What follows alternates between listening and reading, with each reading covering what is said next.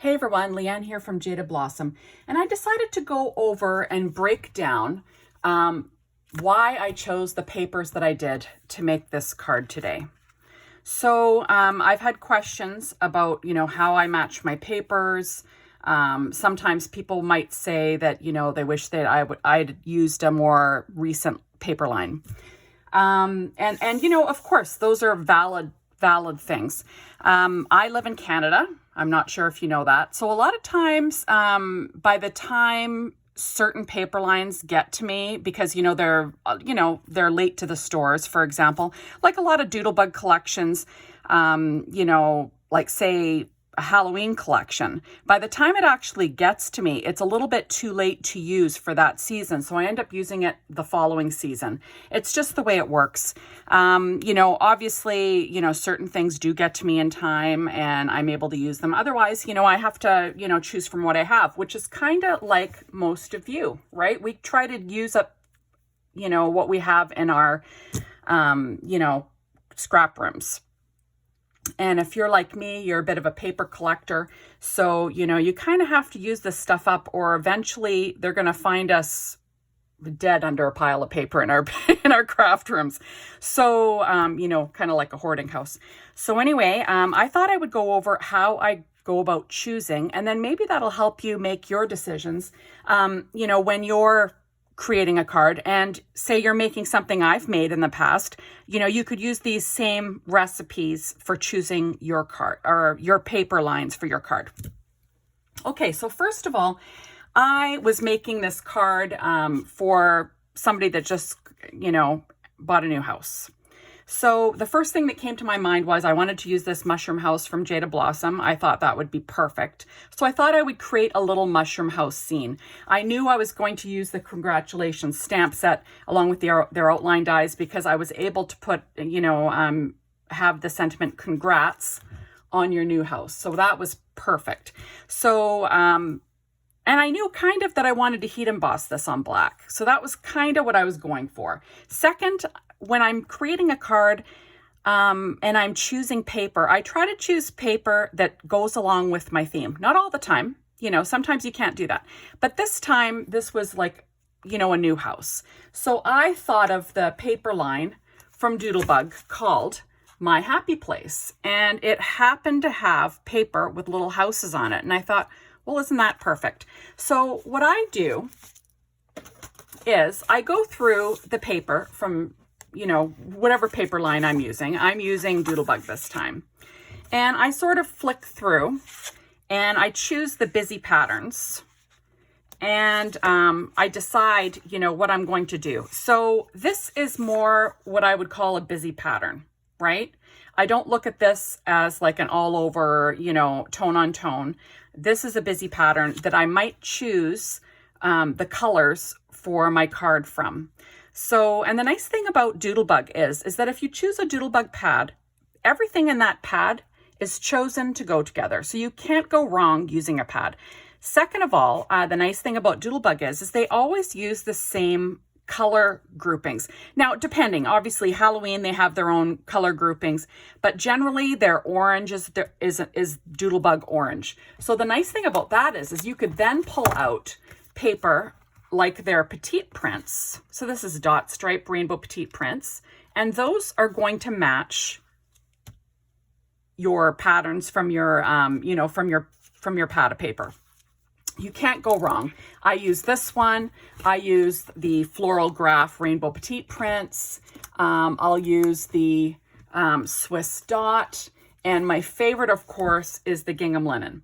So when I use these papers, even though they're patterns, I think of them as solids. So, I'll either use the gingham side or I'll use the linen side, which has a very tiny all over pattern. And then that will end up reading to me as a solid color. Okay, so that's basically what I kind of do here. So what I was doing when I created this card is I thought, okay, I'm going to pull out, this is my busy paper. This is going to be my background, right? Then I have to make a nest for my image and choose some solids. So I thought quickly that this time I decided to do the scalloped internal rounded rectangle dies to be my, to be my, to be my anchor for my nest.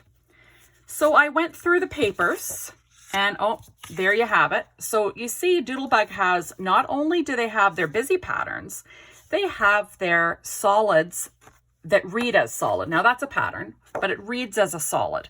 So I would choose that. So I chose that as my frame.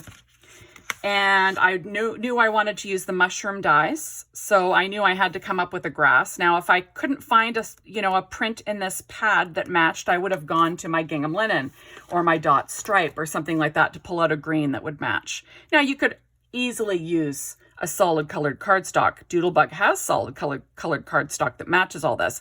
It's got a little bit of a texture, which is great. Or you could choose other solids that you can pull out to go with this line. That's totally fine. But I wanted to use another pattern from this pad. So I decided to use this as my green. And you see, it does have leaves all over it. But to me, it reads as a solid. The farther you get from the camera, it kind of reads more as a solid. So I chose that as a solid. So I knew that I needed to have a sky or something, because this sitting on top of this paper, it would just be too busy. So I needed a buffer. So I would go through my paper line, and I'm skipping through. Now this is a nice generic stripe, right? And this is another nice big pattern, which is lots of fun, but a little bit too busy, right? And oh, lo and behold, I have this rainbow. This is beautiful. But at the same time, I thought perfect to use for my solids for the top of my mushrooms, because that little mushroom top die is the exact size to fit on each stripe. So I could use a little bit of this paper and make it go a long way. So those were my mushroom tops. Easy stuff. Then I decided as I'm going along, oh, this is a nice paper that reads as solid, right? But it is little flowers. I choose that as my top of my mushroom. And I do the same thing. I'm just going through this paper pad, and there's another one. I'm going through the paper pad and I'm choosing colors or patterns that read as solids that will go with my background paper. Now remember, everything from this pad goes together. Doodlebug's done the hard work for you. So I went ahead and I chose this paper as the stem for my mushroom, and also the stems for all of these background mushrooms, just to keep things, nice and, consistent, right? So now I have more papers. I'm flipping through. Now this would be a nice solid reading background for my paper. But I kept looking. These are my favorite for when I put a strip in a card. A lot of times I'll cut out a strip of this because they already have borders, and I'll use that on the inside of my card. This time I didn't. And oh, another paper that reads as solid. And that's when I pulled out the spring dies from Jada Blossom, and I cut a little butterfly from that one. But it reads as a solid, right? That's the neat thing about these papers. This is another one that could read as a solid on the inside, right? Oh, that's a little bit busy, right? And then there we are. That's what I used as my background. So I always try to quickly choose a pattern for my background that will kind of go with what I'm going with, like, kind of give a hint of why I'm making this card. Not always. But this time I did, just because I had houses on this one.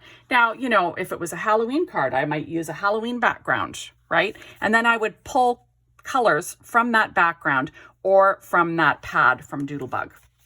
Now, if you're making, a card and using another paper line, all companies do the same thing. When they give you a pad of paper, all of those, colors and patterns they're meant to go together. Now, yeah, sometimes they're a little bit too busy to go together, right? Like say, let's pull out, oh, here's one.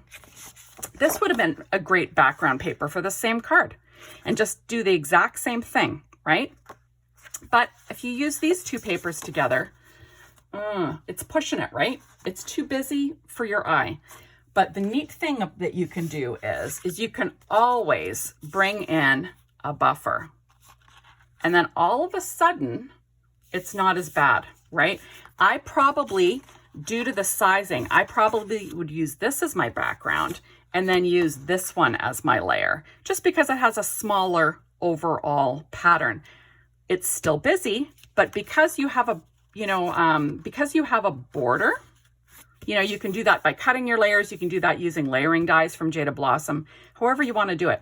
You can also do that by inking edges of paper, because that's enough to give you a little bit of a buffer between patterns. And then you'll find that, those patterns that were beside each other that were too busy, right, don't look too bad when you've got a buffer, right? So you can always pull in, solids, right?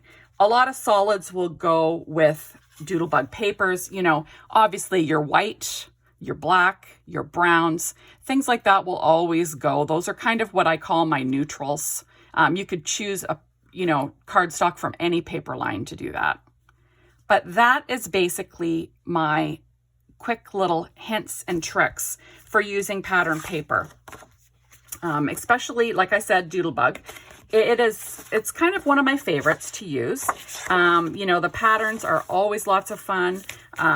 You can always, create with a lot of these things. So on this card on the inside, I did use a strip of this just because I thought it was kind of fun because it had all the little houses on it and she had just bought a new house. I also try to repeat some form of image on the inside of the card that I have on the outside, right? I decided to use one of the mushrooms from the mushroom dies. Just, to add a little something to the inside. I can also pull in things from Doodlebug's odds and ends. When they create paper lines, they create odds and ends that go with them, which is basically little die cuts. And I tend to use them on the inside of my cards, right? So you could definitely do that. But, like I said, when I create a card and I pull out paper that's a little old, or maybe it's paper that you don't have and you can't get your hands on, you can always pull out any of Doodlebug's paper and make it work. Or other companies' paper. I just have Doodlebug on the brain just because I thought I decided to go with that. I use Echo Park a lot, Carta Bella. All of these papers, Bella Boulevard, they always have big patterns, small patterns, and then patterns that kind of look solid. And you can do the exact same thing I did here. So I hope that helps and lets you know, kind of how I do my paper choices for my cards. Remember, I always start with my idea for my card and what my main image will be. And then I kind of morph from there and choose everything else. And when I'm coloring, I always choose my image and then I choose the paper that I think would go best with that image. And then when I'm coloring, I always choose my colors from that paper pad. And that way I know that everything will be cohesive in the end. So thank you so much for stopping by, and we will see you soon in my next video. Bye, everyone.